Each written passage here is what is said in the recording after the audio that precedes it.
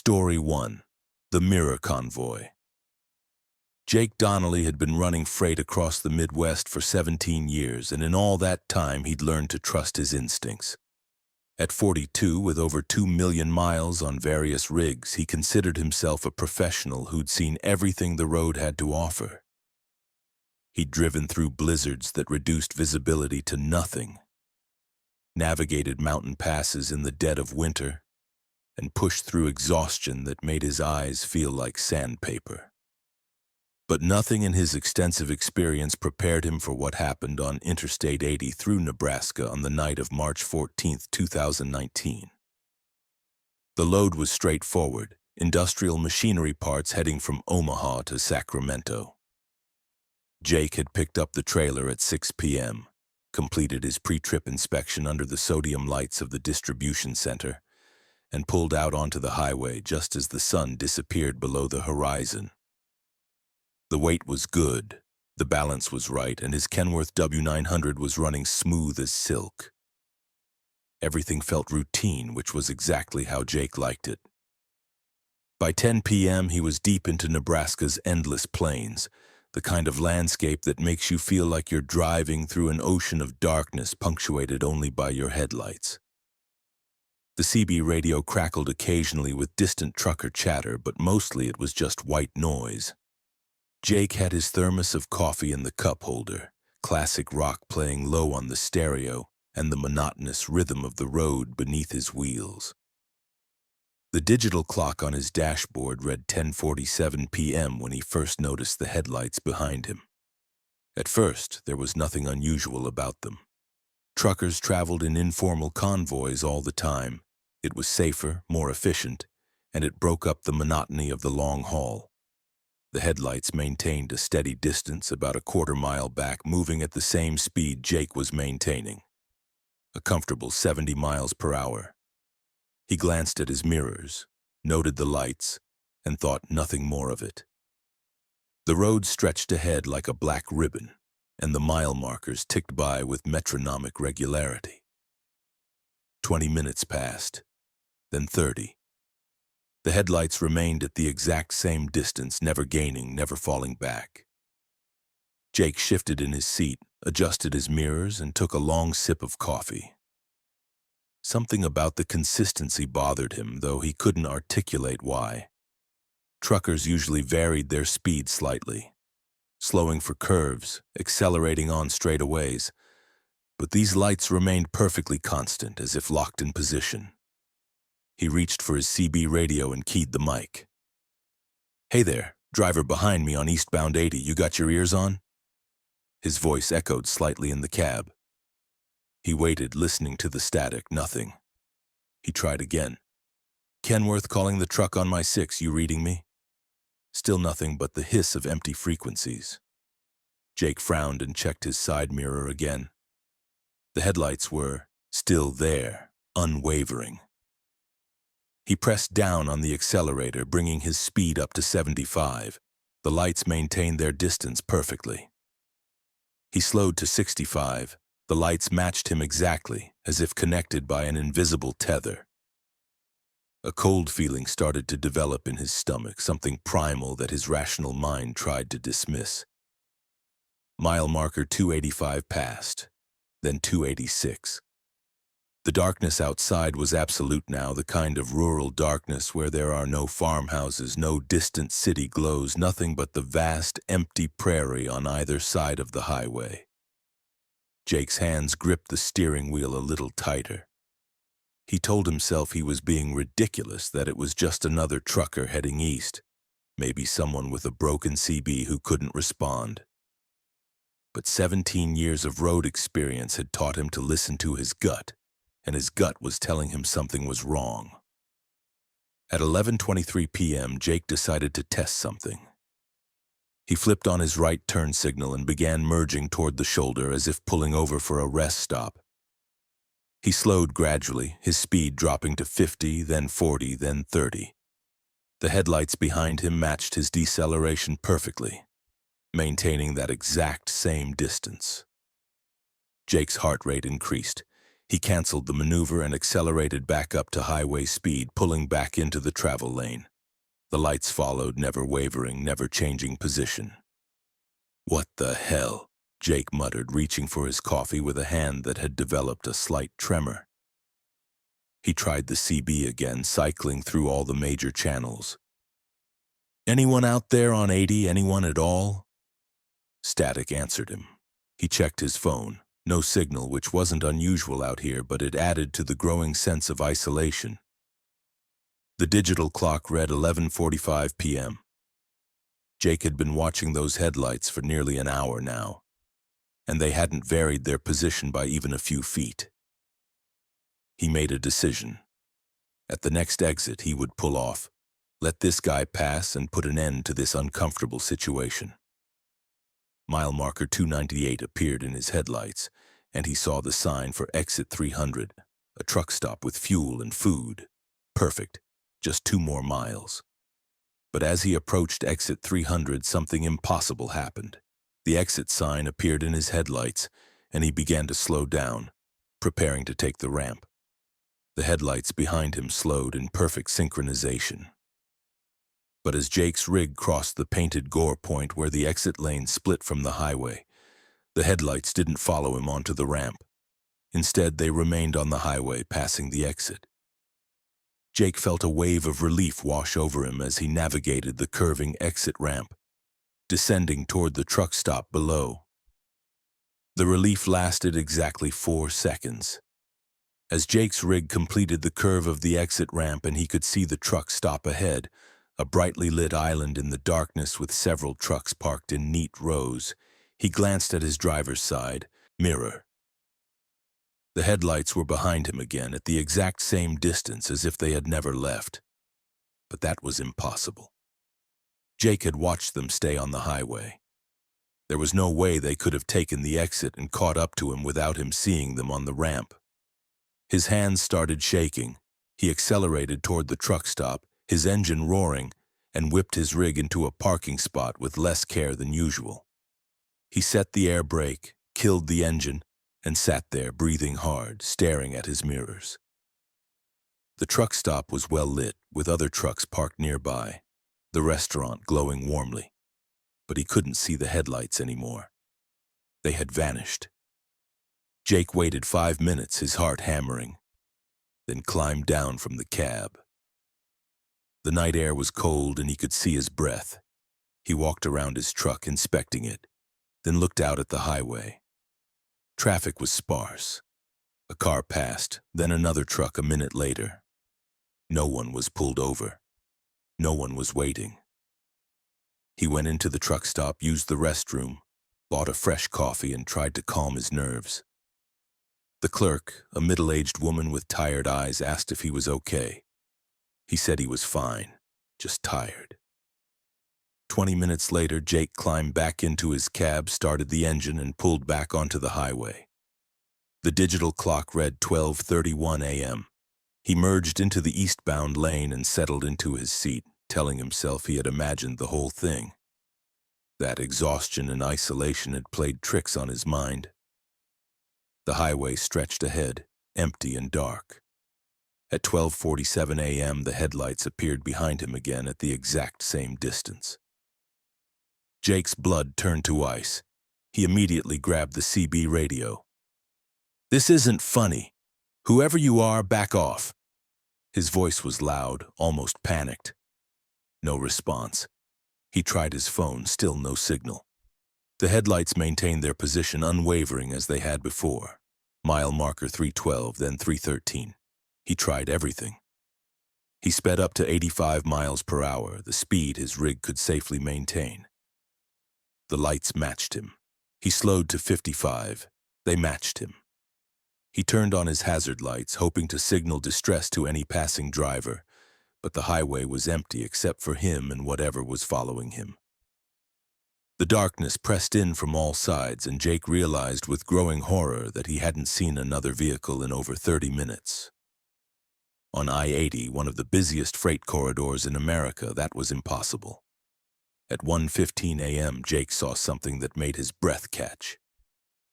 In the distance, illuminated by his headlights, was a mile marker. 298. But that was impossible. He had passed mile marker 298 almost an hour ago, just before he took the exit to the truck stop. He had been driving east this entire time, watching the mile markers count up.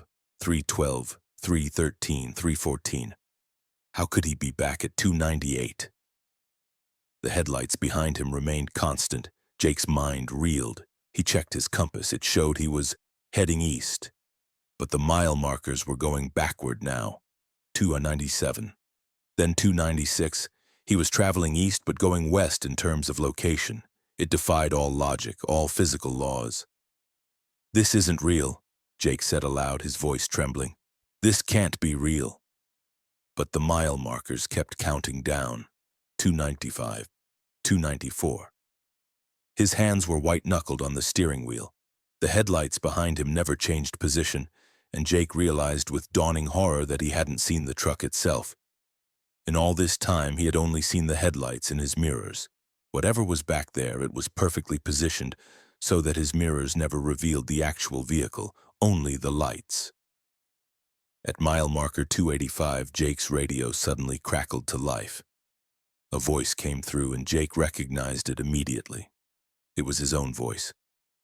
"Hey there, driver behind me on eastbound 80, you got your ears on?" his voice said from the CB speaker. It was the exact transmission he had made over an hour ago. Jake's stomach dropped. The transmission continued exactly as he remembered making it. "Kenworth calling the truck on my 6, you reading me?" Jake grabbed the CB mic with a shaking hand. "Who is this? What do you want?" His voice came out as a hoarse shout, but the radio only played back his own earlier transmissions as if he was hearing an echo from the past. Then another voice came through the CB, and this one Jake didn't recognize. It was distorted, wrong somehow, like a human voice played at the wrong speed. "Every road has a mirror," the voice said. "Every driver has a shadow. You've been driving the mirror road, Jake, and your shadow is right behind you." The transmission ended with a burst of static. Jake's eyes snapped to his mirror. The headlights were closer now, much closer, only about 100 feet back. They were growing larger, approaching fast, even though Jake's speedometer showed he was maintaining 70 miles per hour. In the dim glow of the lights, Jake finally saw the outline of the truck behind him. It was a Kenworth W900, identical to his own. The same model, the same configuration. And as the lights grew closer, Jake saw something that made his mind want to shut down completely. Through the windshield of the approaching truck, illuminated by the dashboard lights, he could see the driver's face.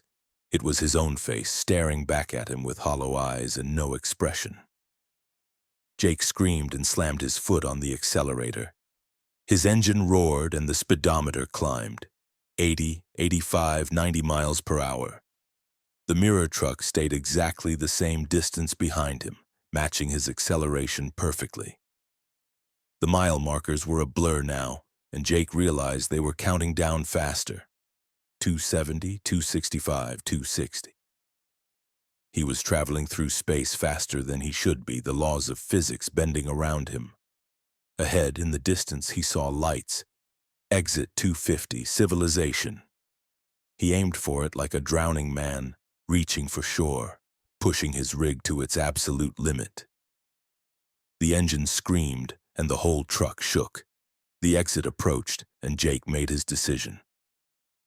At the last possible second, he cranked the wheel hard right, taking the exit at a speed that nearly toppled his trailer. Tires shrieked, and the truck tilted dangerously, but he held it together, fighting the wheel as he navigated the ramp. The mirror truck didn't follow him this time. In his side mirror, Jake saw it continue east on the highway. Those headlights finally pulling away and disappearing into the darkness. The exit ramp deposited him onto a state highway, and Jake immediately saw buildings, streetlights, signs of normal reality. He pulled into the first parking lot he found, a closed gas station, and sat there shaking violently for over an hour. When dawn came, Jake called his dispatcher and said he was quitting, effective immediately. He arranged for another driver to pick up the load. He never told them the real reason. Over the following weeks, he did extensive research on Interstate 80 and found scattered reports from other truckers over the years, stories of being followed by identical trucks, of mile markers that went backward, of seeing themselves driving behind themselves. The stories were usually dismissed as hallucinations caused by exhaustion or drugs. Jake never drove professionally again. He took a job at a warehouse, working days, and made sure he was home before sunset. He sold his personal truck and bought a small sedan. Even now, years later, he never drives at night if he can avoid it. And whenever he's in a car after dark and sees headlights in the rearview mirror that maintain the same distance for too long, his hands start to shake, and he has to pull over and wait for them to pass. Because Jake Donnelly learned something that night in Nebraska, something he wishes he could forget. Every road has a mirror, every driver has a shadow, and some highways run parallel to reality, just close enough to brush against our world. And if you're not careful, if you drive at the wrong time in the wrong place, you might slip from one road to the other. And once you've driven the mirror road, a part of you stays there forever, matching speed, maintaining distance, following yourself through the dark. Story 2. The Station That Wasn't There. Marcus Webb had been hauling refrigerated loads across the southeast for 12 years, and in all that time he prided himself on knowing every truck stop, every rest area, and every reliable fuel station from Atlanta to Miami. At 38, he was methodical and careful, the kind of driver who maintained detailed logs and never took unnecessary risks. His route from Jacksonville to Atlanta on November 8, 2021 was one he had driven at least 100 times before. He knew every exit, every mile marker, every place where state troopers liked to monitor speed. So when he saw a truck stop that shouldn't exist, his first reaction wasn't fear. It was confusion. The night had started normally. Marcus picked up his load, medical supplies that needed to maintain a specific temperature range, and pulled out of the Jacksonville distribution facility at 7:30 p.m. His refrigeration unit was running perfectly, the trailer holding steady at 36 degrees. The weather was clear, temperature in the low 60s, and traffic on Interstate 95 North was moderate. Marcus settled into his seat, adjusted his mirrors, and began the familiar drive, his GPS showing an estimated arrival time of 2:15 a.m. By 10:00 p.m., Marcus was crossing into Georgia, having made good time through the sparse evening traffic. He had consumed half his thermos of coffee, listened to a podcast about true crime, and was feeling alert and focused. His fuel gauge showed he had plenty of diesel to make it to his usual stop just outside Savannah, a large truck plaza where he always filled up and grabbed dinner. Everything was proceeding exactly according to his routine. At 10:43 p.m., Marcus's fuel gauge needle started dropping faster than it should. He frowned and tapped the glass, a habitual gesture even though he knew the gauge was digital and tapping did nothing.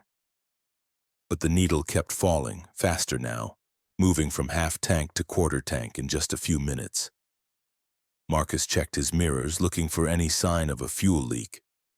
Diesel spraying from his tanks would be visible in his running lights, but he saw nothing. Yet the gauge continued to plummet. "Damn it," Marcus muttered, calculating distances in his head. He was still about 40 miles from his usual fuel stop, and at the rate the gauge was dropping, he wouldn't make it. He started watching for exit signs, looking for any truck stop that could accommodate a big rig. The highway stretched through a rural area here, mostly pine forests on both sides, with exits few and far between. The fuel gauge hit the red zone. Marcus's chest tightened. Running out of diesel on the highway was not just inconvenient, it was dangerous and expensive.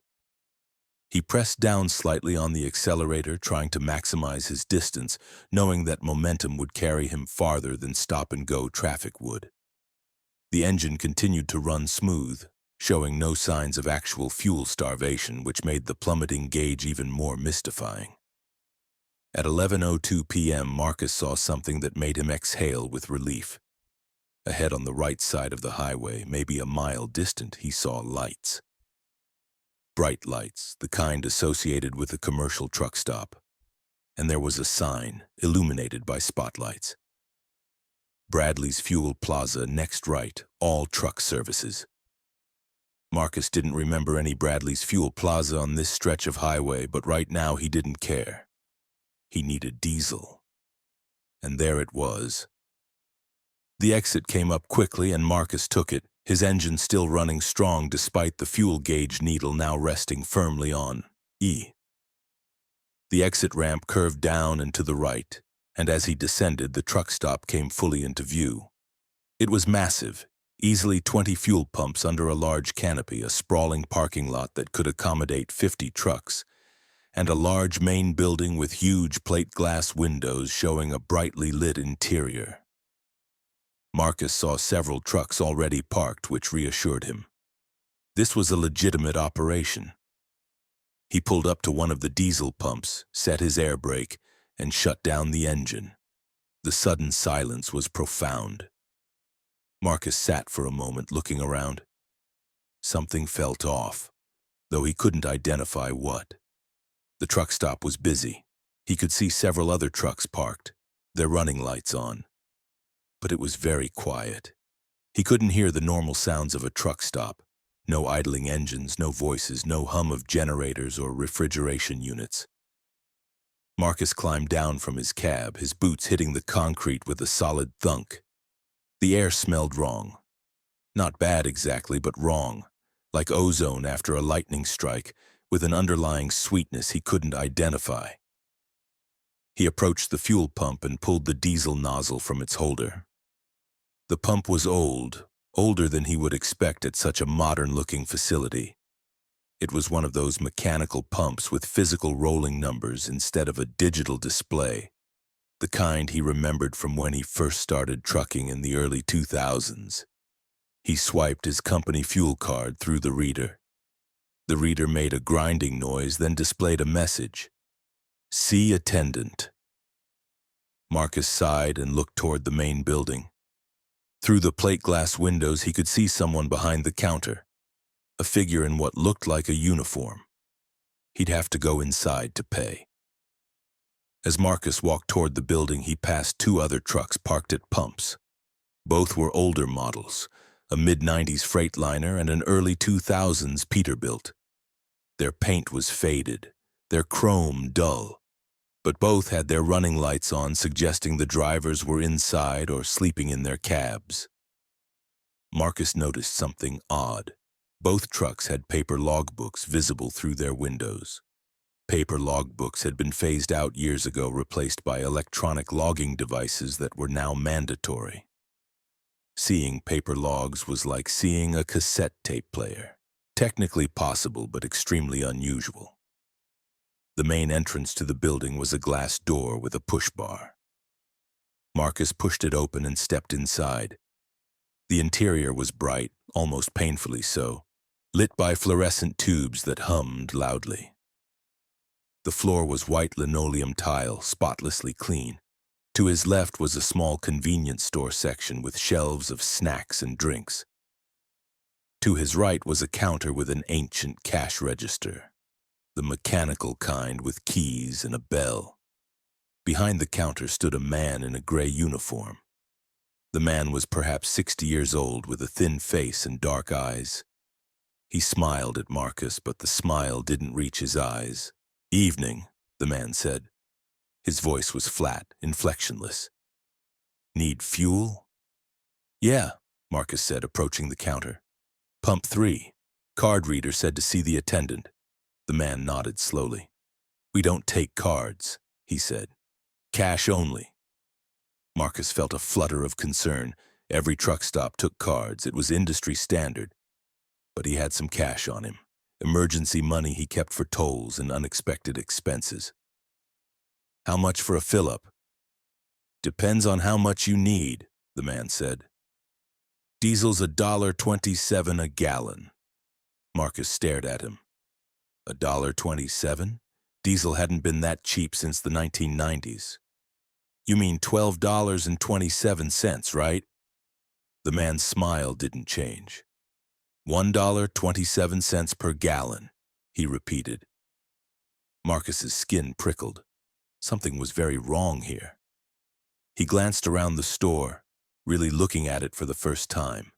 The snack packages on the shelves were brands he recognized, but the packaging was old, designs from decades ago. A display of candy bars showed prices of 35 cents. A cooler held bottles of Coca-Cola with the old-style logo that hadn't been used since the late 1990s.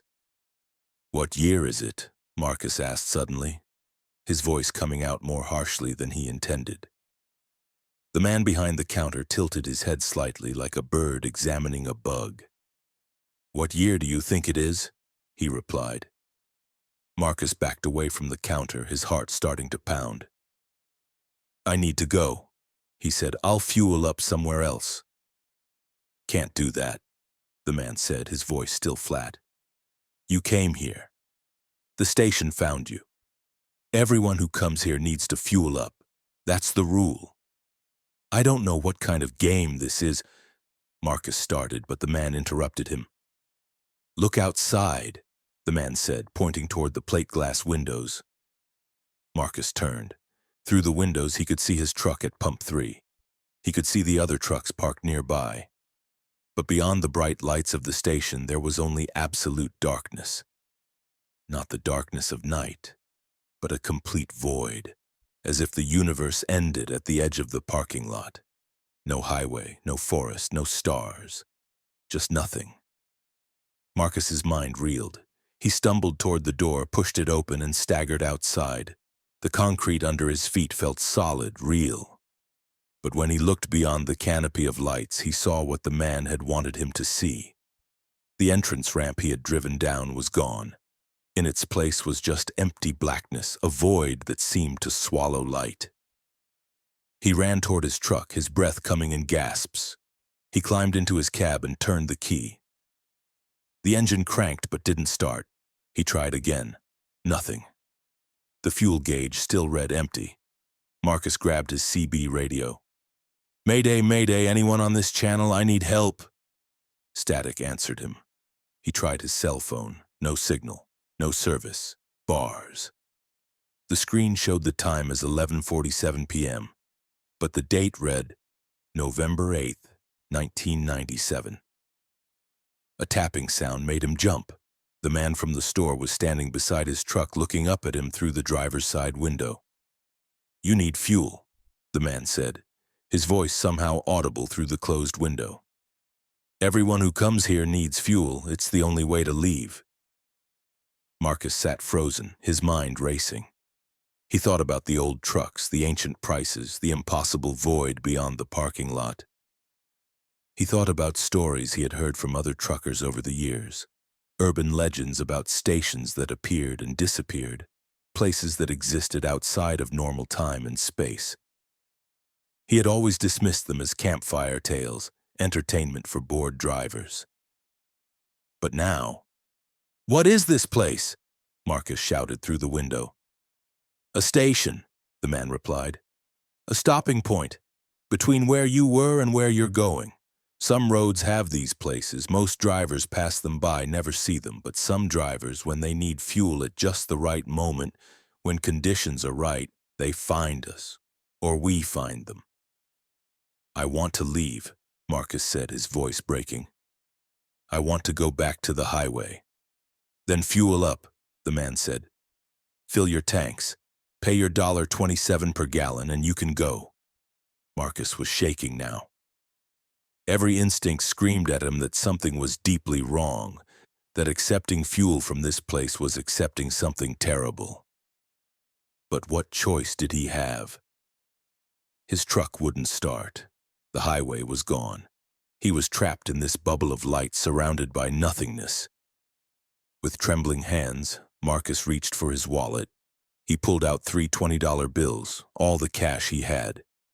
He climbed down from his cab, approached the pump, and began fueling his truck.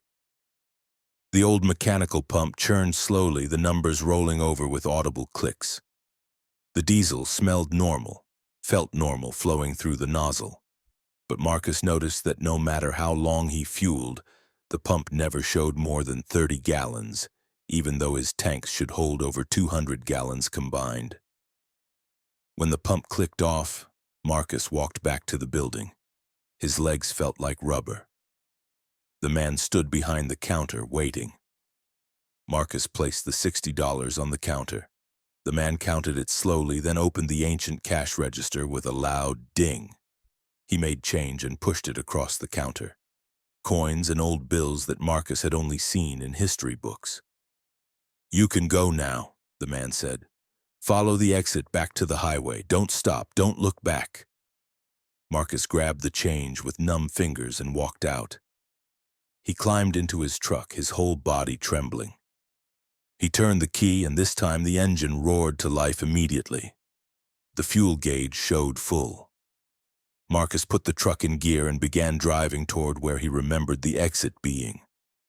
As he drove, the void of darkness ahead suddenly shimmered, and he saw it. The entrance ramp appearing out of nothing, leading back up to the highway. He accelerated up the ramp, his heart hammering. In his mirrors, he watched the bright lights of Bradley's fuel plaza receding behind him. And then, just before he reached the highway, the lights vanished. One moment they were there, and the next there was only darkness and empty forest. Marcus merged onto Interstate 95, and suddenly everything was normal. He could see other vehicles, see the mile markers, see the stars above.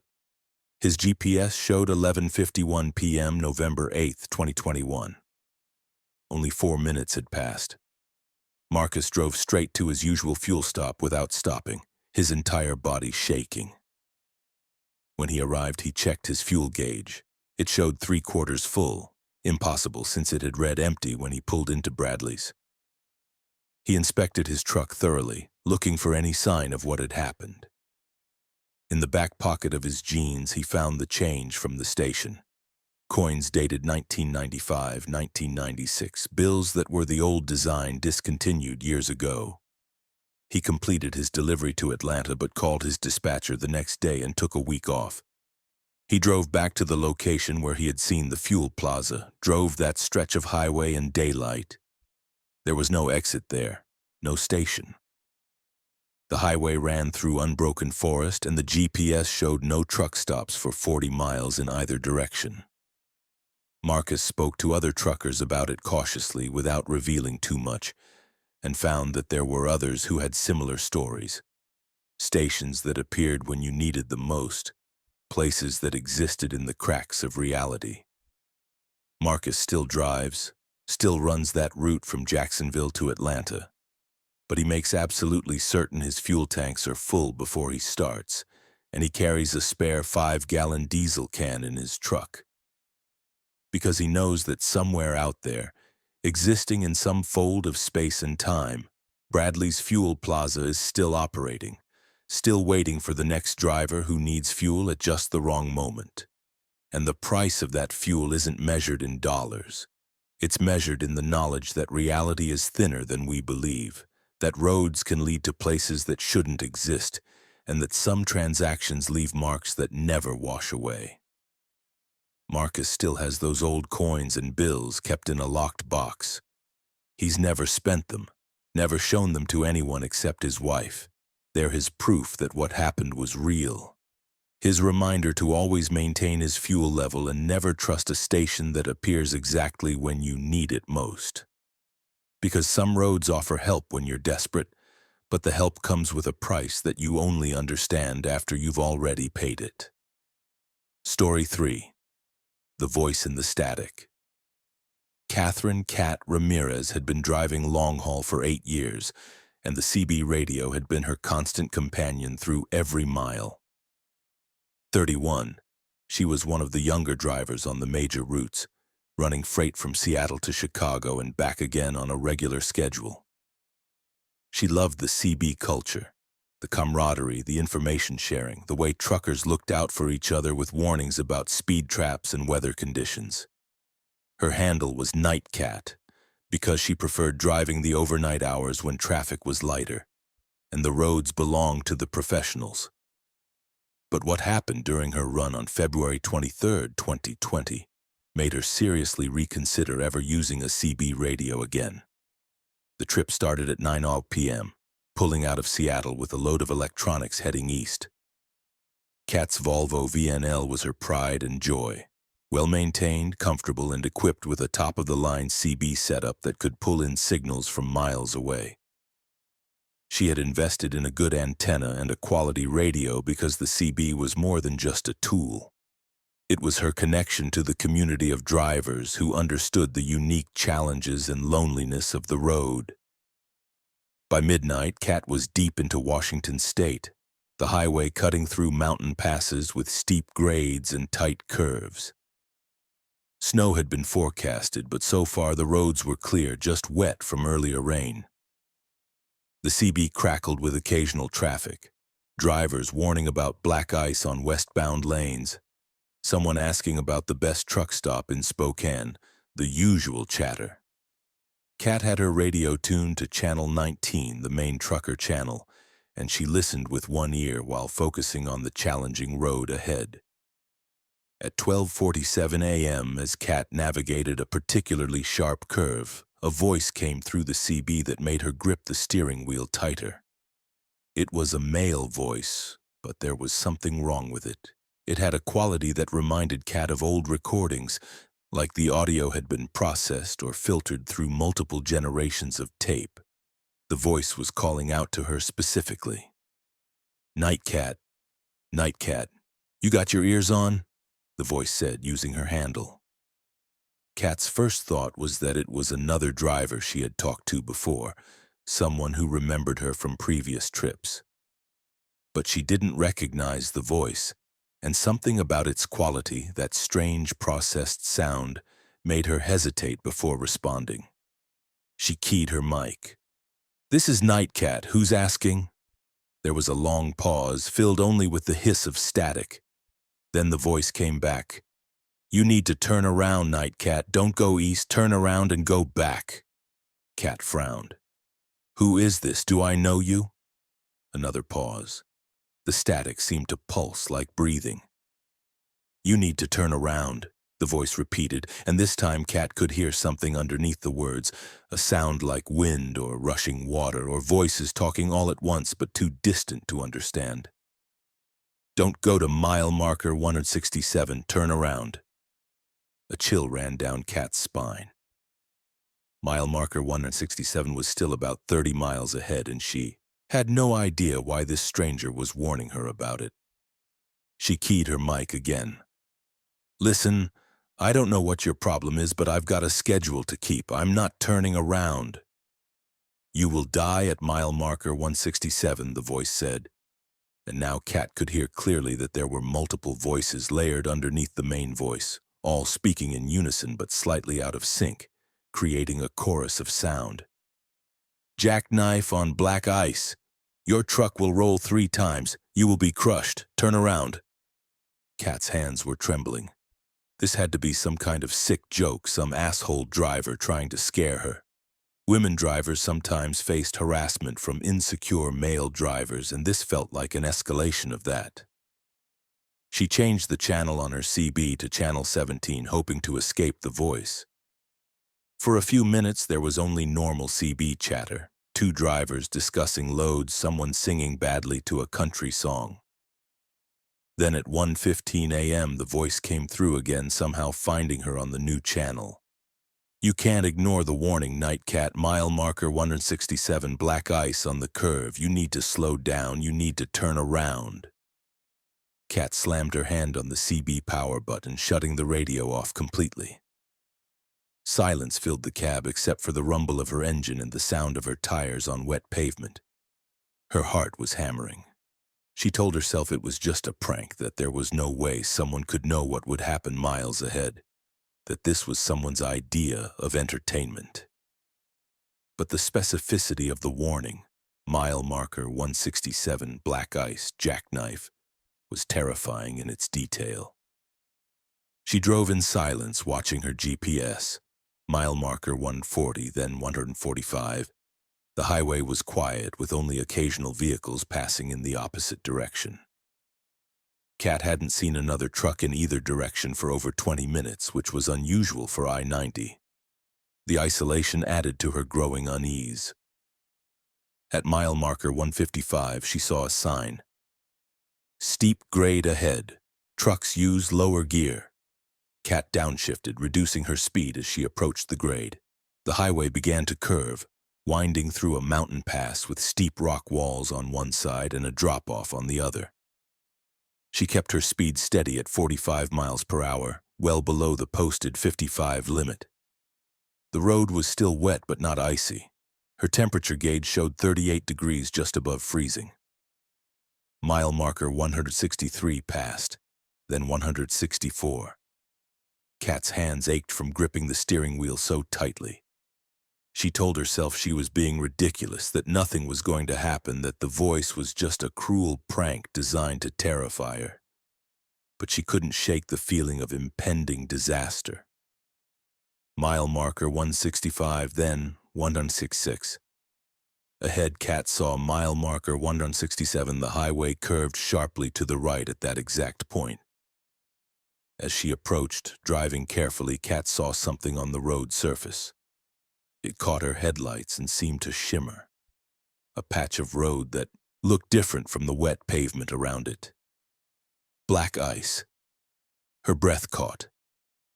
Without thinking, she slowed even further, dropping to 30 miles per hour. Her truck entered the curve and she felt the wheels begin to lose traction. The black ice patch was larger than it had looked from a distance. Kat felt the familiar, terrible sensation of her trailer beginning to swing out. The beginning of a jackknife. Years of training and experience kicked in. She didn't hit the brakes, didn't overcorrect.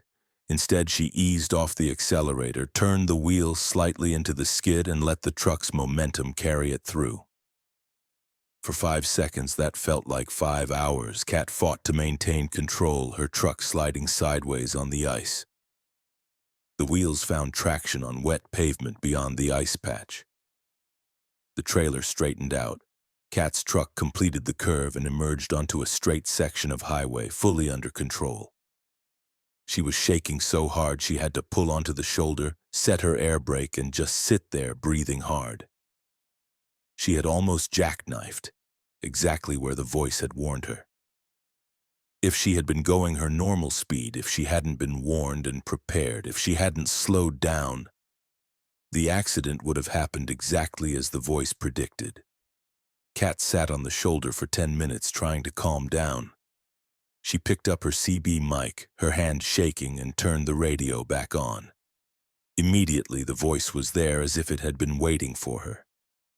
"You listened," the voice said, and this time it sounded different, clearer, less processed, almost grateful.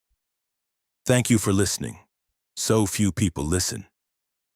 "Who are you?" Kat asked, her voice barely above a whisper. "How did you know?" "I tried to warn myself," the voice said, and Kat's blood went cold. "I tried to go back and warn myself, but I couldn't reach that far. So I warn others. I try to save others. Sometimes they listen. Usually they don't." Kat's mind reeled. "Warn yourself? I don't understand." "February 23rd, 2018, the voice said, a mile marker 167, black ice. I was driving too fast. I didn't see it until too late. My truck jackknifed, rolled 3 times. I didn't survive, but somehow I'm still here in the static, in the spaces between broadcasts. I can see things. I can see other drivers making the same mistakes. I try to warn them. You're the 3rd person who listened." Kat felt tears streaming down her face. "You're a ghost? You're broadcasting from beyond?" "I don't know what I am," the voice said, and Kat could hear the exhaustion and confusion in it. "I'm trapped in the CB frequencies. I can hear everyone, see everyone who uses these channels in this area. I watch them drive to their deaths and I try to warn them, but they think I'm joking or crazy. You slowed down, you listened, you survived. What's your name? Kat asked, though she wasn't sure why it mattered. Michael Torres, the voice said. My handle was Mountain Mike. I was 43, I had 2 kids. I was trying to get home for my daughter's birthday. The voice paused, and Kat heard that chorus of underlying voices again, like static shaped into words. I can't leave. I'm stuck here watching drivers on this highway trying to save them. It's all I can do. Kat didn't know what to say. Every rational part of her brain insisted this was impossible, that ghosts couldn't broadcast on CB radios, that she was experiencing some kind of stress-induced hallucination. But she had nearly died at mile marker 167, exactly as warned. The black ice had been real. The warning had saved her life. Thank you, Kat said finally. Thank you for warning me, Michael. Drive safe, Night Cat, the voice said, already beginning to fade back into the static. And warn others. Tell them to listen. Tell them the static isn't always empty. Sometimes it's trying to help. The voice faded completely, leaving only the normal hiss and crackle of the CB. Kat sat there on the shoulder, her engine idling, trying to process what had just happened. She pulled out her phone and searched for Michael Torres truck driver accident, February 2018, mile marker 167. After several searches, she found it, a brief news article from a Spokane newspaper. Trucker dies in single vehicle accident. Michael Torres, age 43, had died when his truck jackknifed on black ice and rolled off the highway at mile marker 167 on February 23, 2018. He left behind a wife and 2 children. Kat drove the rest of the night in silence, but she didn't turn off her CB. She listened to the static, to the normal chatter of other drivers, and sometimes, underneath it all, she thought she heard voices, warnings, directions, advice from people who weren't there anymore but were trying to help anyway. She completed her delivery to Chicago and made the return trip to Seattle without incident. Since that night, Kat has changed how she thinks about the CB radio. She listens more carefully to warnings, even ones that seem strange or unlikely. She drives more cautiously through areas where accidents are common. And she's told her story to other drivers, despite the skepticism and jokes. Because she knows what she heard, knows that Michael Torres saved her life from beyond the grave, using the only tool he still had access to, the CB frequencies he had used every day of his driving career. Kat still drives for a living, still uses the CB on every trip. But now, when she passes mile marker 167 on I-90, she slows down and says a quiet thank you to Mountain Mike. And sometimes, late at night, when the static seems heavier than usual, she'll hear a voice she recognizes offering warnings to other drivers. Watch the weather, slow down for curves. There's a vehicle stopped ahead. Kat doesn't know if the other drivers hear it, doesn't know if anyone else has been saved. But she knows that Michael Torres is still out there in the static, still trying to get home to his daughter's birthday, still trying to save other fathers and mothers and children from the accidents that stalk the highways. And Kat has made it her mission to listen, to believe, and to warn others. When the static speaks, when the CB offers warnings that seem too specific or too strange, don't dismiss them. Because sometimes the voices in the static aren't interference or pranks. They're the last desperate efforts of people who couldn't save themselves but are determined to save you. And if you don't listen, you might become another voice in the static, warning others who won't believe until it's too late. Story 4. The Hitchhiker Who Knew. Robert Big Rob Martinez had been hauling freight across the American West for 15 years, and he had one unbreakable rule. Never, under any circumstances, pick up hitchhikers. It was a safety issue, a liability issue, and a company policy violation, all rolled into one. But on the night of July 17, 2022, on a desolate stretch of highway in Nevada, Big Rob broke his rule, and what followed convinced him that some people on the side of the road aren't looking for a ride. They're delivering a message. Rob was 47 years old, built like a linebacker with a graying beard and arms covered in tattoos from his Marine Corps days. He ran a regular route from Los Angeles to Denver, carrying automotive parts in his Peterbilt 579.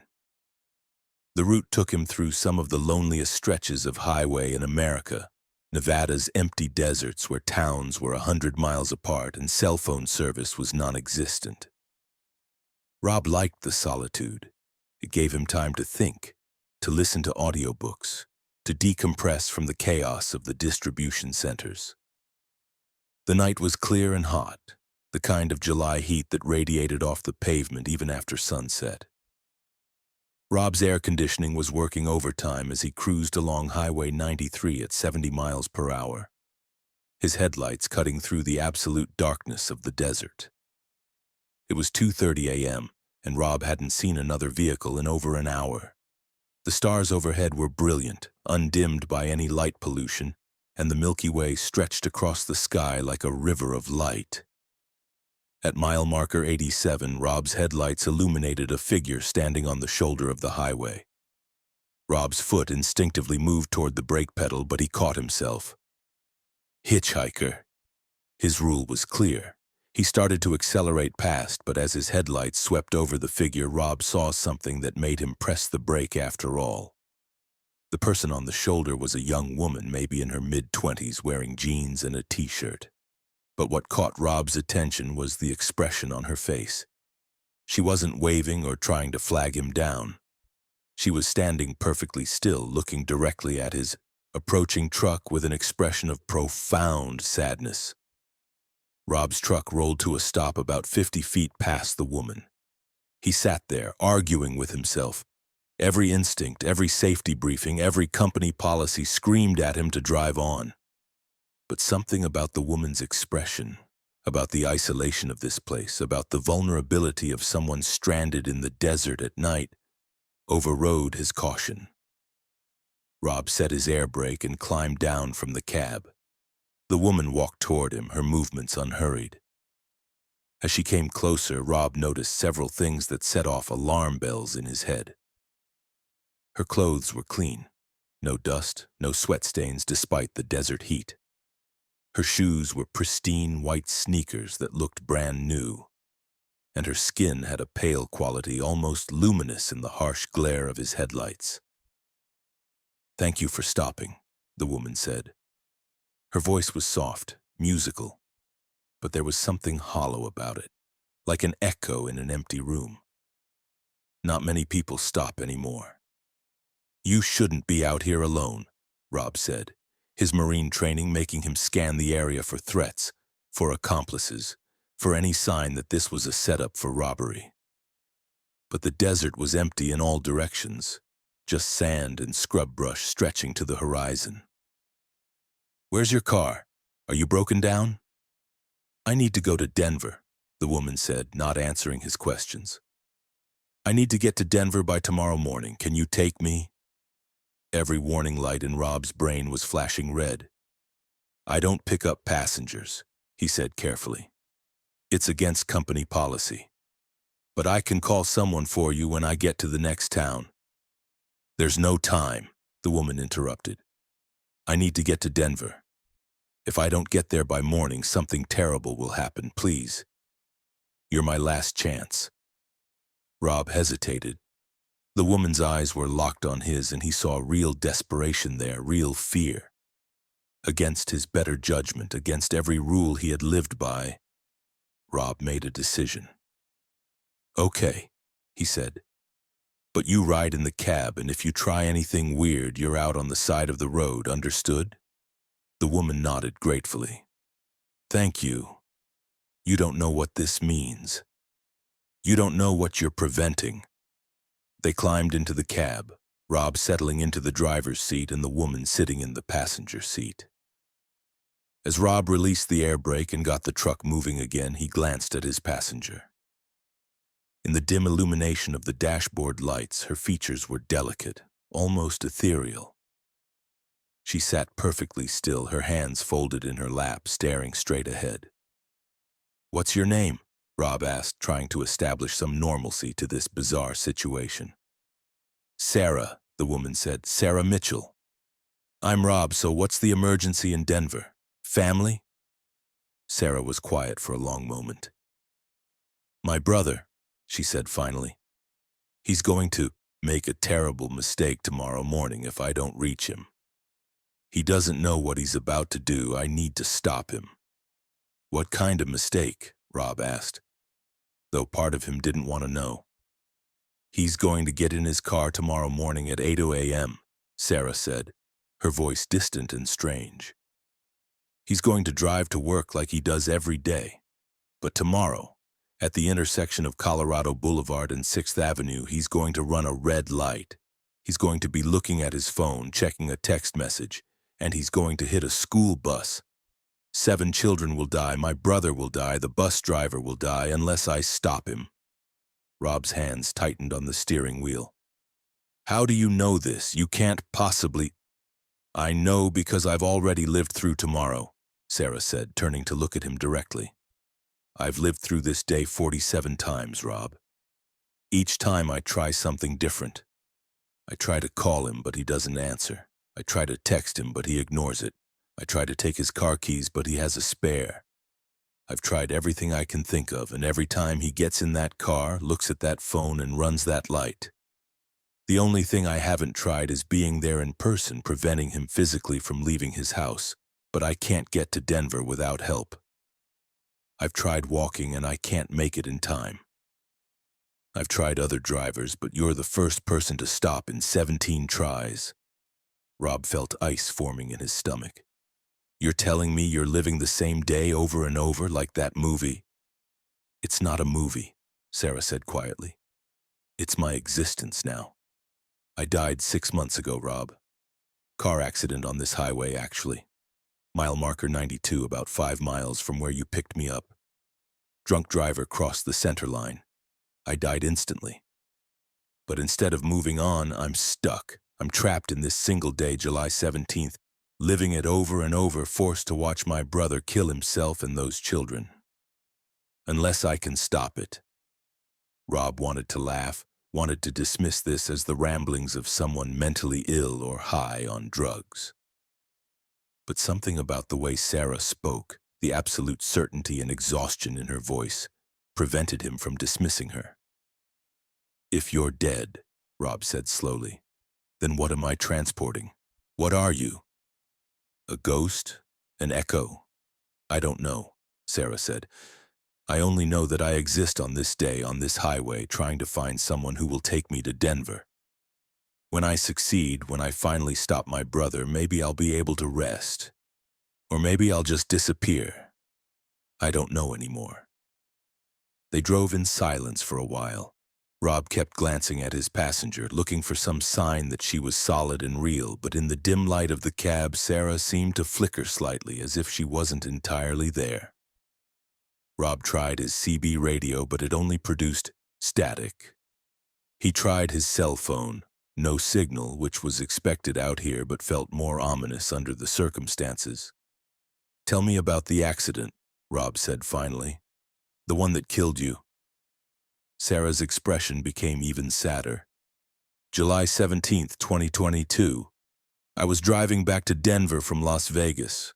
I had been visiting friends. It was late at night, about 2:15 a.m. I was on this exact stretch of highway. The drunk driver's name was Thomas Palmer. He was coming from Ely, heading south. He crossed the center line at mile marker 92. He hit me head on. They said I died instantly. Thomas survived with minor injuries. He got 3 years in prison." Rob's blood went cold. "This is July 17th, he said quietly.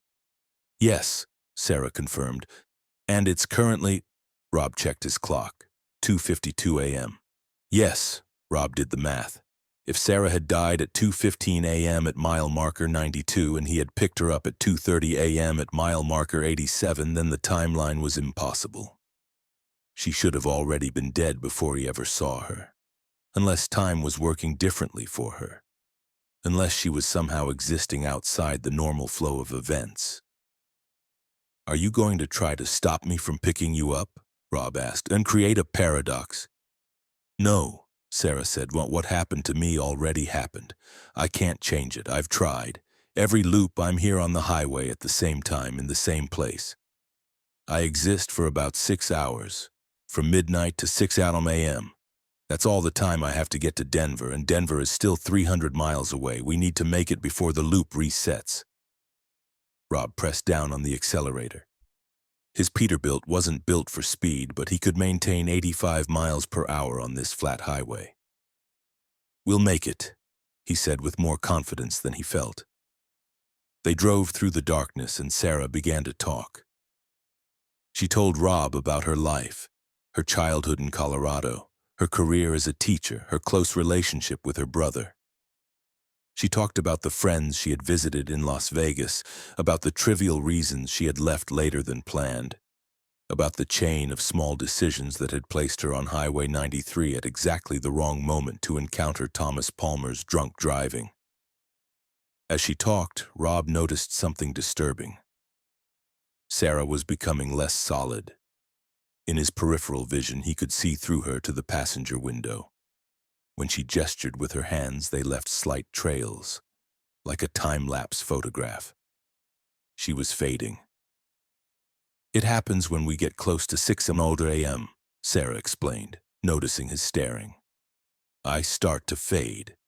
If I haven't reached Denver by then, I disappear and wake up back on the highway at mile marker 87 at 2:30 a.m., waiting for another driver who might stop." "We'll make it," Rob repeated and pushed his truck even harder. They crossed into Colorado just after 4 a.m. Rob was driving with a focus and intensity he usually reserved for emergency situations.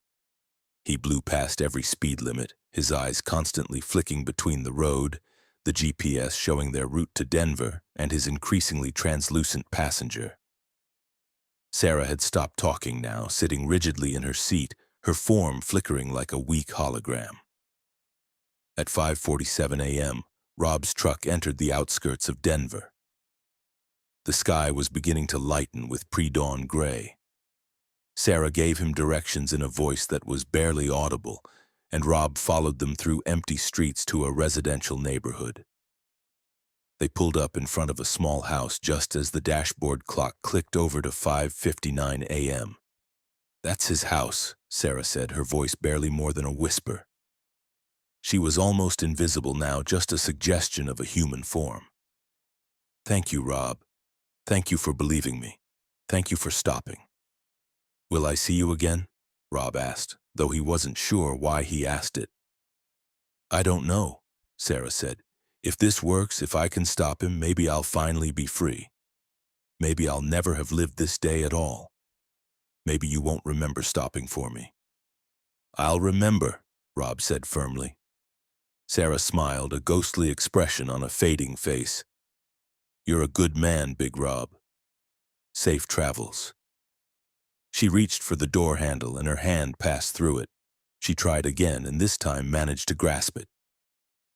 She pushed the door open and climbed down from the cab. Rob watched as she walked toward the house, her form flickering with each step.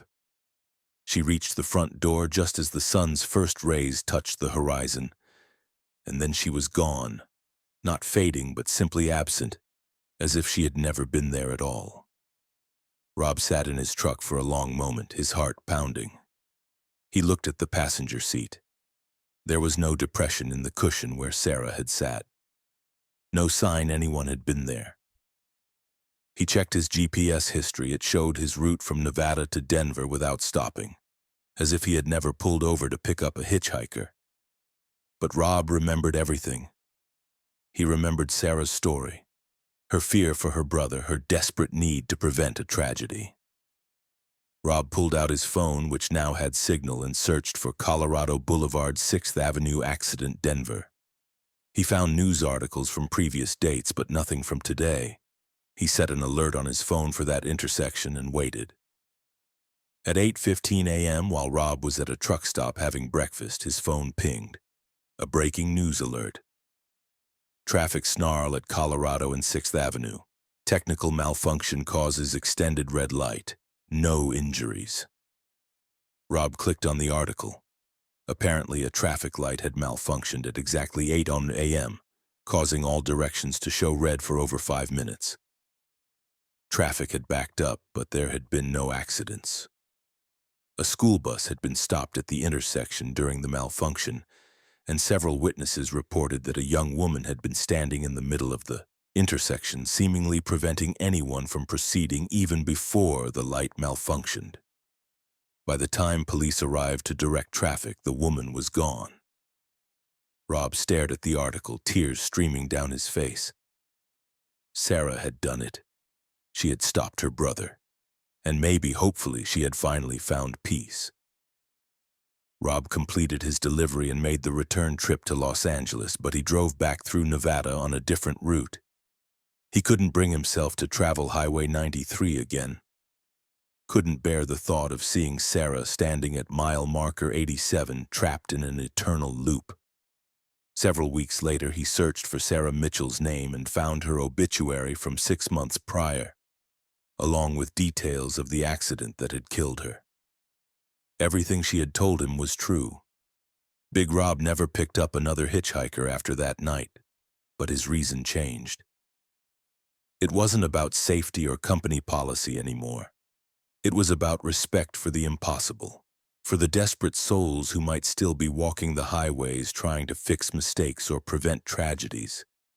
Because Rob learned something that night in Nevada. Sometimes the people standing on the side of the road aren't looking for a ride to escape their problems. They're looking for a ride to solve them, to change the outcomes that have already happened, to save the people they couldn't save the first time. And if you're lucky enough, if you're kind enough to stop, you might be the one who helps them finally succeed, finally break the cycle, finally find the peace they've been searching for across countless repetitions of the same terrible day. Story 5. The facility that shouldn't exist. Derek Flynn had been driving refrigerated medical supplies across the country for 9 years, and he thought he knew every route, every shortcut, and every secure facility on the network. At 35, he held a high-level security clearance because his cargo sometimes included controlled substances, experimental medications, and sensitive biological materials. He was thorough, professional, and never asked questions about the contents of the containers he transported. But his run on September 9, 2021, forced him to ask questions that he wished he could unask. The pickup was unusual from the start. Derek received the assignment at 3:00 p.m. from his dispatcher, a priority medical transport from a facility in rural Montana to a research hospital in Boston. The delivery time was critical, and the pay was triple his normal rate. The dispatcher provided GPS coordinates rather than a street address, which was strange but not unprecedented for secure medical facilities. Derek programmed the coordinates into his truck's navigation system and began the drive from Billings. The coordinates led him off the interstate onto increasingly remote state highways, then onto county roads that were barely paved. By 8:00 p.m., Derek was driving through dense forest on a road that was more pothole than pavement, his headlights barely penetrating the thick canopy of trees. His GPS insisted he was on the correct route, but Derek hadn't seen another vehicle or any sign of civilization for over an hour. His phone had lost signal 30 miles back. At 8:47 p.m., Derek's headlights illuminated a gate. It was modern and imposing, 15 feet tall, constructed of heavy steel topped with razor wire. A small guardhouse stood beside it, and bright floodlights mounted on poles illuminated the area. A sign on the gate read, "Northern Biomedical Research Station, authorized personnel only." Derek pulled up to the gate and stopped. A man emerged from the guardhouse wearing a dark uniform that looked military but bore no insignia or badges. He approached Derek's window carrying a tablet. "Derek Flynn?" the man asked. "That's me," Derek confirmed. "I'm here to pick up a medical shipment." The man checked his tablet. "ID and security clearance verification." Derek handed over his driver's license and his medical transport security card. The man scanned both with the tablet, waited for verification, then handed them back. Proceed to loading dock 3. Follow the road. Do not deviate from the marked route. Do not stop. Do not exit your vehicle until you reach the loading dock. The gate began to roll open. Derek nodded his understanding and drove through. The road beyond the gate was smooth concrete, a dramatic change from the rutted track he had driven to get here. The road curved through the forest, and through the trees Derek caught glimpses of buildings. Large, modern structures that looked like they belonged at a major university or corporate campus, not in the middle of nowhere, Montana. Derek followed the road signs that directed him to loading dock 3. As he drove, he noticed several disturbing things. The entire facility was surrounded by a double fence line, both topped with razor wire. Every 50 yards stood another guard tower, each occupied by figures in the same dark, unmarked uniforms. The buildings he passed had no windows, just blank concrete walls and heavy steel doors. And there were no other vehicles anywhere. The parking lots he passed were completely empty. Loading dock 3 was a massive structure, a warehouse-style building with a large bay door that was already rolling open as Derek approached. Floodlights illuminated the dock, making it almost painful to look at after the darkness of the forest.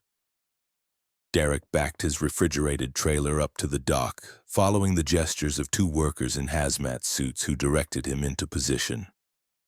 Once Derek had set his air brake and shut down his engine, one of the hazmat-suited workers approached his window.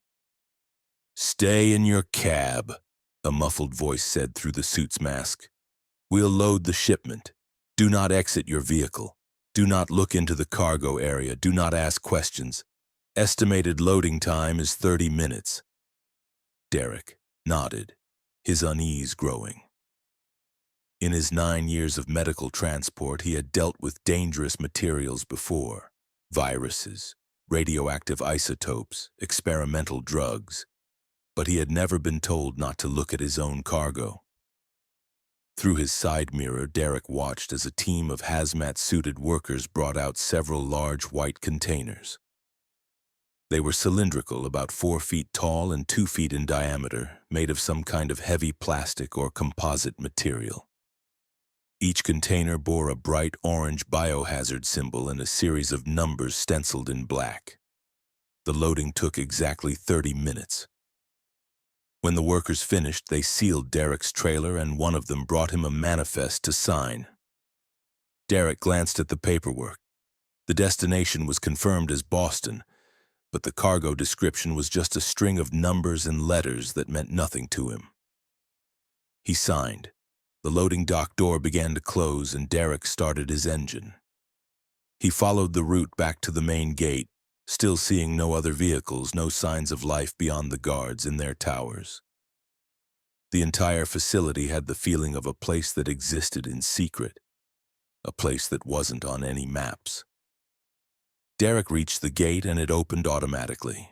He drove through and back onto the terrible road that would eventually lead him back to the interstate. Derek drove for 2 hours before his phone regained signal.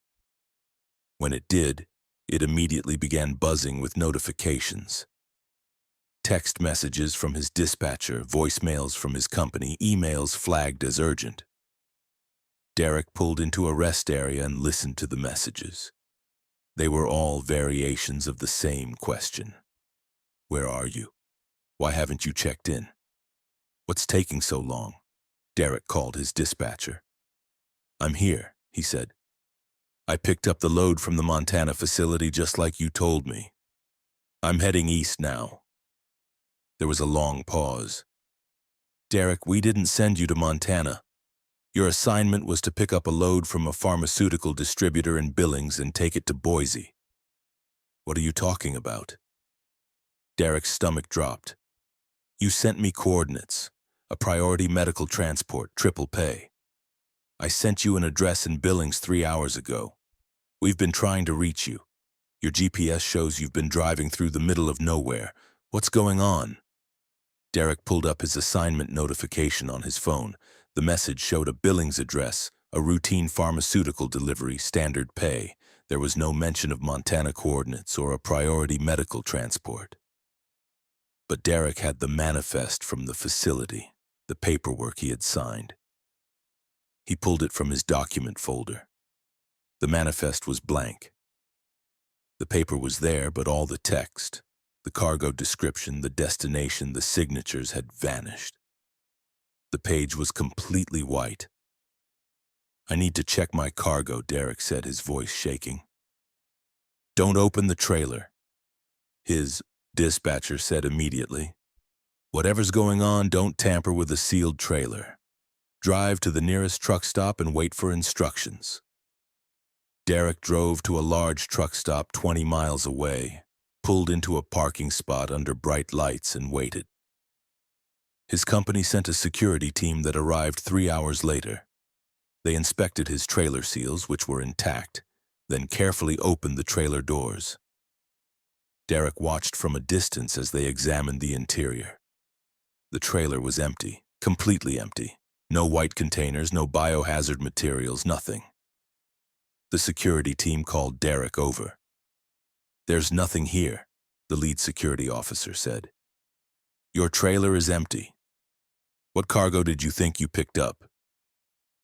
Derek tried to explain about the facility, the coordinates, the hazmat-suited workers. The security team checked his GPS history. It showed him driving from Billings into the Montana wilderness, then driving in circles for several hours in an area where there were no roads according to any map, then driving back out. There was no facility at the coordinates Derek described. Over the following days, Derek was interviewed extensively by his company, by federal authorities, and eventually by 2 men who refused to identify which agency they worked for. They asked him detailed questions about the facility, about what he had seen, about the cargo containers. Derek told them everything, and they took notes but revealed nothing. When Derek asked what was going on, they simply said that he had stumbled into something he shouldn't have, and that for his own safety and the safety of his family, he should never speak about this experience again. Derek tried to find the facility on his own. He drove back to Montana, tried to locate the road he had taken, the gate he had entered. He found nothing. The GPS coordinates he had been given led to an empty stretch of forest with no road, no gate, no signs of any structure. He contacted other truckers on CB radio forums, asking if anyone had delivered to a facility matching his description. No one responded except a single driver who sent him a private message. "Stop asking. You weren't supposed to see that place. The ones who ask too many questions tend to have accidents. Forget it happened." Derek tried to forget, but it wasn't easy. Every medical transport he took after that, he worried about where he was really going and what he was really carrying. He started having nightmares about the white containers, about what might have been inside them. He researched secret government facilities, biological weapons research, experimental programs that officially didn't exist. He found hints and suggestions, but never anything concrete. 6 months after the Montana incident, Derek received an unmarked envelope in his mail. Inside was a single photograph. It showed Derek's truck parked at Loading Dock 3, hazmat-suited workers loading the white containers. In the background, visible through the open loading dock door, was something Derek hadn't seen that night. A large glass-walled chamber containing what looked like a human figure. But the proportions were wrong. The limbs too long, the shape distorted. Written on the back of the photograph in neat handwriting: "You transported patient 0. Best not to ask for where or for what. Forget you saw this." Derek burned the photograph, but the image stayed in his mind. He quit medical transport and switched to hauling standard freight, furniture, appliances, consumer goods. Nothing that required security clearance, nothing that involved coordinates instead of addresses, nothing that could lead him to another facility that didn't exist on any map. But Derek knows the truth now. a truth he can never speak aloud without sounding insane. There are places in this country that exist outside the normal world. Facilities that operate in secret, conducting research on things that aren't supposed to exist. And truckers like him are sometimes used to transport those things, to move them between the shadows without knowing what they're carrying. The men and women in the hazmat suits, the guards in unmarked uniforms, the facilities hidden in the wilderness. They're all part of a system that hides in plain sight, using the very infrastructure of normal commerce to move its secrets from one hidden location to another. Derek still drives, still moves freight across America's highways. But he never accepts an assignment that seems too good to be true, never follows GPS coordinates to remote locations, and never asks about cargo that comes with instructions not to look. Because he learned something in Montana that he can't unlearn. Ignorance isn't just bliss, it's survival. And some questions once asked can never be unasked. Some cargo once seen can never be unseen. And some facilities once entered leave marks on your soul that no amount of time or distance can erase. Story 6. The Road That Loops. Thomas Beckett had been a truck driver for 23 years, and he prided himself on his internal map of America's highways. At 51, with over 3 million miles logged, he rarely needed GPS for his regular routes. His knowledge of the road network was encyclopedic. He knew alternate routes, knew where construction would slow him down, knew which rest areas were safe and which were sketchy. So when he found himself on a stretch of highway he didn't recognize. On October 31, 2019, his first reaction wasn't fear, it was confusion. By the time fear set in, it was far too late. The run was routine. Furniture and appliances from Dallas to Nashville. Thomas had driven this route hundreds of times, always taking I-30 east to I-40, a straightforward trip that took about 12 hours with stops. He left Dallas at 6 p.m. on Halloween, planning to drive through the night and arrive in Nashville by early morning. The weather was clear, traffic was light, and his Freightliner Cascadia was running perfectly. By 10 p.m., Thomas was in Arkansas on I-40 making good time. The highway cut through rural areas, mostly farmland and small towns. Thomas had his cruise control set at 68 miles per hour, his stereo playing classic rock and a full thermos of coffee in his cup holder. He was in that comfortable zone that experienced truckers know. Alert but relaxed, his body and mind working on autopilot born of decades of experience. At 10:47 p.m., Thomas noticed something odd. He had just passed mile marker 247 and ahead he saw mile marker 248. Nothing unusual about that. But as he continued driving, the next marker he saw was also 248. Thomas frowned, wondering if he had misread the first one. He watched carefully. Mile marker 249 appeared. Then, impossibly, mile marker 249 appeared again about a mile later. Thomas's confusion deepened. He checked his GPS, which showed him on I-40 heading east exactly where he should be. But the mile markers were repeating. He saw 250, then 250 again, then 251, then 251 again. Every mile marker was appearing twice, as if the highway was stuttering, repeating itself. "What the hell?" Thomas muttered, turning down his stereo to focus. He began paying close attention to the landscape around him. The highway looked normal. 4 lanes divided, gentle curves, trees and fields on both sides. But Thomas started noticing something disturbing. Every few miles he would pass the same landmark twice. A distinctive water tower shaped like a peach. He passed it once, and then 5 miles later he passed it again. An old abandoned gas station with a collapsed roof. He saw it, watched it recede in his mirrors, and then 10 miles later saw it ahead of him again. Thomas's hands tightened on the steering wheel. This wasn't possible. He couldn't be driving in a loop. His GPS showed him making forward progress. The mile markers were counting up and the highway never turned back on itself. But the landmarks kept repeating.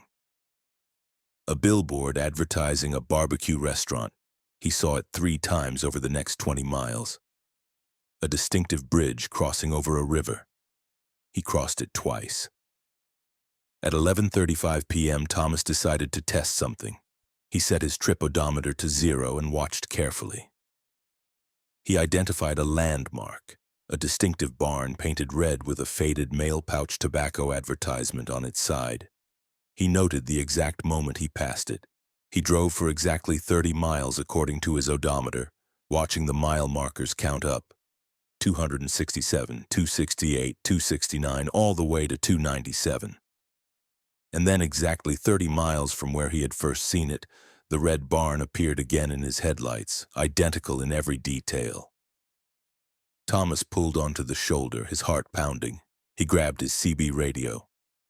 "Anyone on I-40 eastbound in Arkansas, this is Thomas Beckett. Anyone out there?" Static answered him. He tried multiple channels. Nothing. He checked his cell, phone. No signal. He tried his truck's satellite communication system offline. Thomas sat there for 5 minutes trying to make sense of what was happening.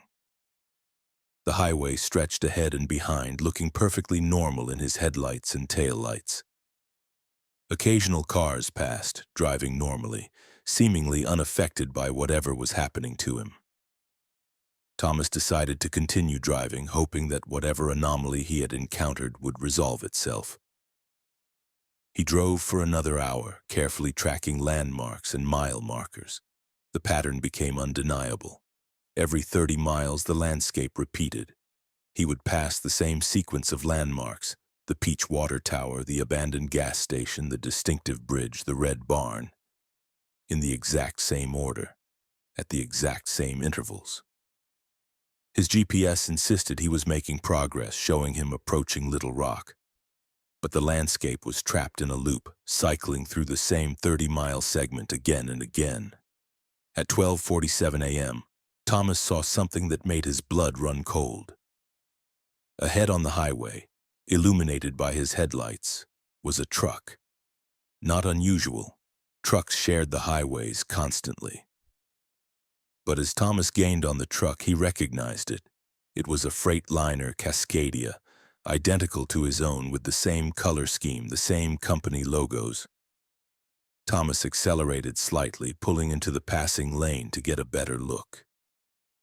As he came alongside the truck, Thomas looked over at the driver. He saw himself. The driver of the other truck was Thomas Beckett. Same face, same build, same gray beard, wearing the same clothes Thomas was wearing. The other Thomas turned his head and looked back, and their eyes met. The expression on the other Thomas's face was one of pure terror. Thomas slammed on his brakes, his truck shuddering as the air brakes engaged. The other truck continued ahead, pulling away, and Thomas watched in horror as his own taillights disappeared around a curve. Thomas sat there on the highway, shaking violently. Cars continued to pass him, their drivers apparently oblivious to the impossibility that had just occurred. After several minutes, Thomas forced himself to start driving again. He had to understand what was happening, had to find a way out of this loop. As he drove, he started noticing more details that he had missed before. The cars that passed him, he was starting to recognize them. A white Honda Accord with a dented rear bumper driving the loop. A blue Chevy pickup with a Confederate flag sticker passing him every 30 miles. The same vehicles trapped in the same cycle. Thomas tried exiting the highway. He took an exit ramp for a town called Riverside, following the ramp down to a stoplight. But when the light turned green and he proceeded into the town, the road curved and he found himself back on the highway entrance ramp, merging back onto I-40 at the exact same point he had exited. He tried another exit with the same result. The road doubled, back on itself impossibly, depositing him back on the highway. At 2:15 a.m., Thomas saw the other truck again. This time, instead of avoiding it, he matched speed with it. He drove alongside his doppelganger truck for over a mile, and both versions of Thomas looked at each other. The other Thomas was crying, his face twisted in despair. He was mouthing words that Thomas couldn't hear, but Thomas could read his lips. How long? How long have I been here? Thomas felt a wave of existential terror wash over him. The other Thomas wasn't a copy or an illusion. He was another version of Thomas, another trucker who had entered this loop at some other time and had been trapped here. And if that other Thomas was still here, still driving this endless loop, how long had he been trapped? Days? Weeks? Years? Thomas grabbed a marker from his glove box and wrote on his windshield, OCT 31, 2019. He held it up for the other Thomas to see. The other Thomas looked at it, then frantically grabbed his own marker. He wrote on his windshield and held it up. The date read, OCT 31, 2017. 2 years. The other Thomas had been trapped in this loop for 2 years, driving the same 30 miles over and over, unable to escape. Thomas felt his sanity beginning to crack. He accelerated, pulling away from the other truck, unable to look at that expression of hopeless despair any longer. Over the next several hours, Thomas tried everything. He tried driving backward, but the highway wouldn't allow it. The moment he put his truck in reverse, the steering locked and the engine died. He tried stopping and waiting, hoping the loop would break. But after sitting still for 30 minutes, he saw his own truck approaching from behind. Another version of himself, trapped in another iteration. He tried ramming the guardrail, hoping to force himself off the highway, but the guardrail was impossibly strong, unyielding, and his truck bounced off it without leaving a mark. As dawn approached, Thomas was no longer alone on the loop. He could now see multiple versions of his truck, all driving the same circuit.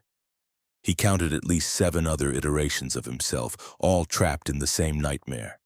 Some of the other trucks showed damage, dented bumpers, cracked windshields, broken mirrors, evidence of their drivers' attempts to escape. At 6:47 a.m., as the sun rose over the impossible highway, Thomas noticed something new. Ahead, shimmering in the morning light, was a structure he hadn't seen during the night, a toll booth standing incongruously in the middle of the highway. There had been no toll booths on this stretch of highway when Thomas entered it. But there it was, and Thomas saw no way to avoid it. He slowed his truck as he approached. The toll booth was old-fashioned, a small building with a single window.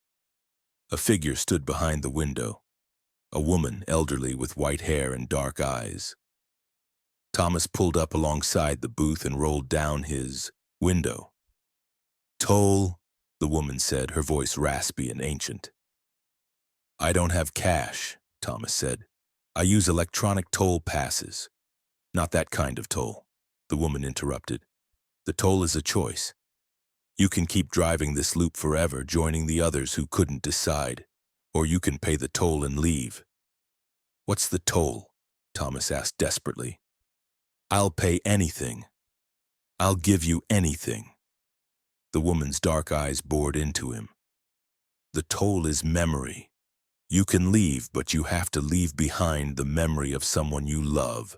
The loop will take it. You'll forget they exist. They'll still exist in the real world, but you'll have no memory of them, no knowledge that they were ever part of your life.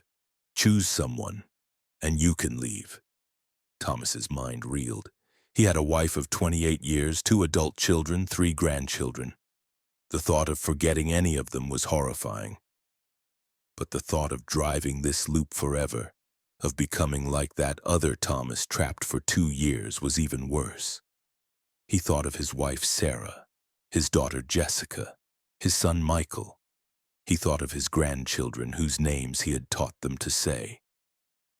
"How do I know you're telling the truth?" Thomas asked. "How do I know paying this toll will really free me?"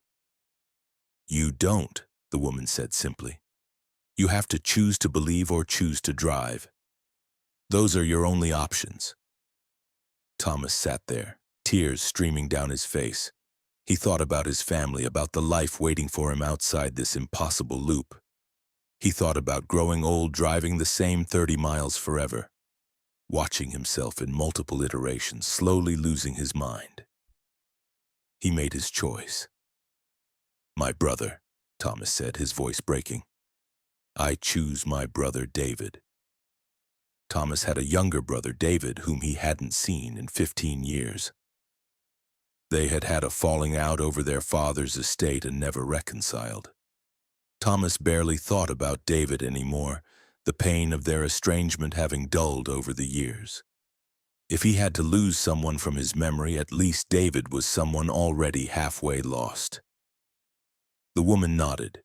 "Done," she said simply.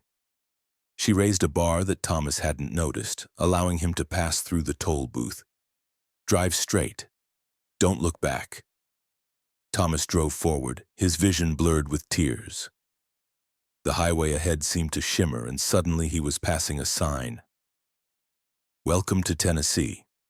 His GPS showed him on I-40, 50 miles west of Nashville, exactly where he should be based on the time and distance he had driven. The sun was rising, and everything looked normal. Thomas continued to Nashville, made his delivery, and drove back to Dallas in a daze. Over the following days, he tried to process what had happened.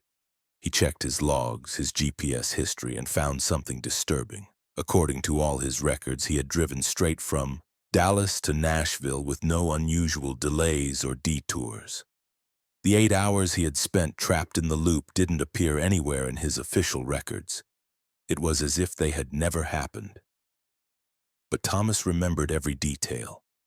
He remembered the repeating landmarks, the multiple versions of himself, the toll booth, and the terrible choice. He tried to talk about it with other truckers, but they dismissed it as a hallucination or sleep deprivation. Only one old-timer, a driver with 30 years of experience, gave him a knowing look and said, "You paid the toll, didn't you? Smart man. Some loops you can't escape without leaving something behind." Thomas went home to his wife Sarah, embraced her tightly, and was grateful beyond words that he remembered her. He called his daughter Jessica and his son Michael just to hear their voices. He made plans to visit his grandchildren. But when Sarah mentioned Thomas's brother David, something about a mutual acquaintance asking about the family, Thomas felt a strange blankness. He couldn't remember having a brother named David. Sarah showed him old photos, pictures of two boys growing up together, and Thomas recognized himself in the photos but not the other boy.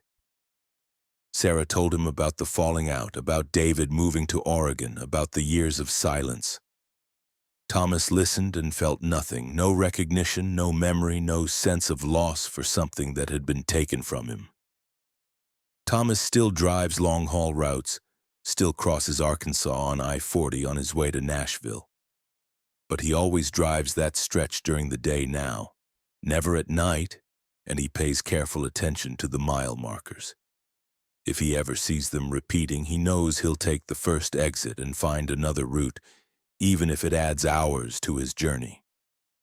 Because Thomas learned something on that Halloween night, something that haunts him whenever he passes the 247th mile marker. Some highways have loops built into them, trap doors that open at certain times under certain conditions, catching unlucky drivers and holding them in cycles that repeat endlessly. And the only way out is to pay a toll that leaves you permanently diminished, missing a piece of yourself that you never even realize is gone until someone mentions a name that means nothing to you, shows you a photograph of a stranger who has your eyes, or tells you stories about a relationship you can't remember ever having. The loop takes its payment and you drive on, free but forever incomplete, carrying an absence you can't articulate and a loss you can't mourn because you no longer remember what you lost.